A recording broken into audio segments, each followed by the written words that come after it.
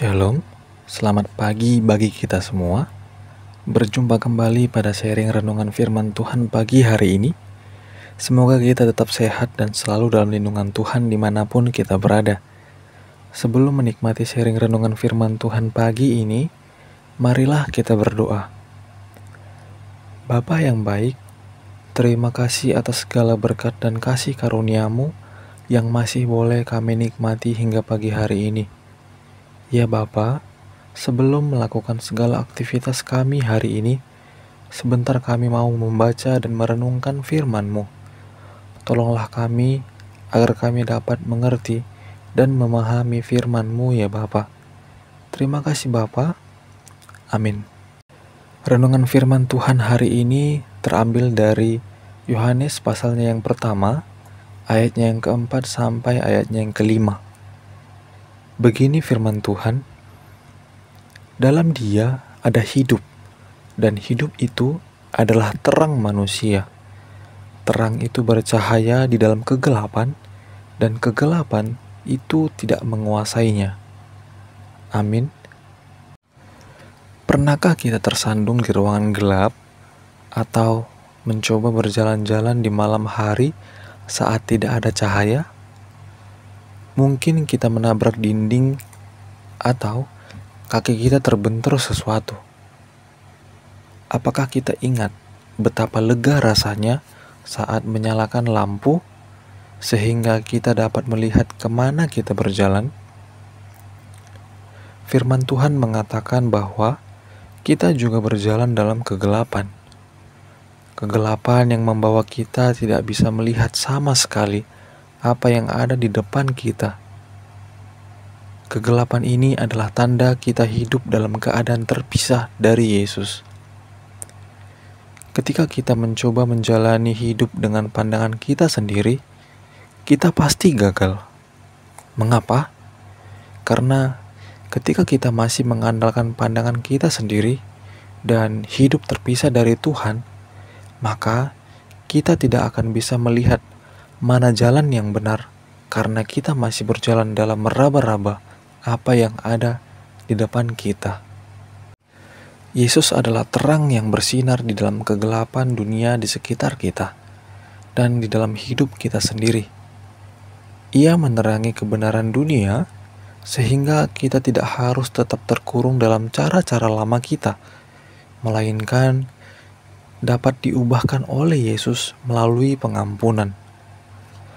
Tanpa cahayanya yang bersinar dalam kegelapan, kita tidak akan mengetahui kebenaran.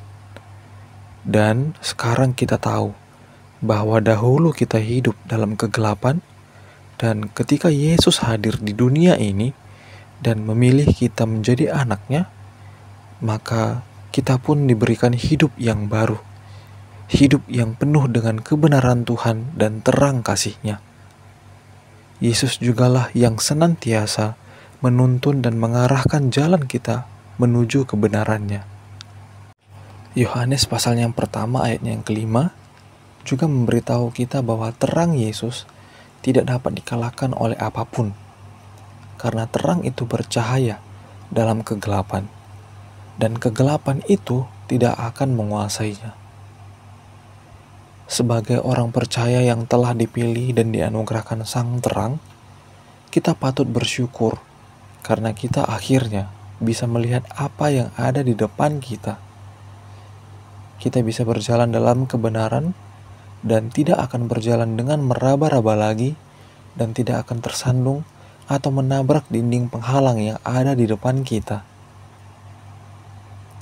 Dan yang perlu kita ketahui adalah ketika kita telah dipilih oleh Tuhan dan hidup dalam terang kasih-Nya, maka tidak ada siapapun atau apapun yang dapat memisahkan kita dari kasih dan terang-Nya. Bercermin dengan kehidupan kita saat ini, pertanyaan yang perlu kita renungkan adalah, bagaimana kamu melihat terang Kristus bersinar dalam hidupmu?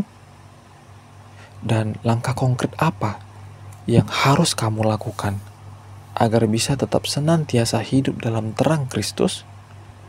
Mari luangkan waktu kita hari ini untuk berdoa bersyukur kepada Yesus atas keselamatan yang telah dianugerahkannya bagi kita. Dan juga mintalah tuntunannya agar jalan hidup kita senantiasa diterangi oleh terang kasih-Nya.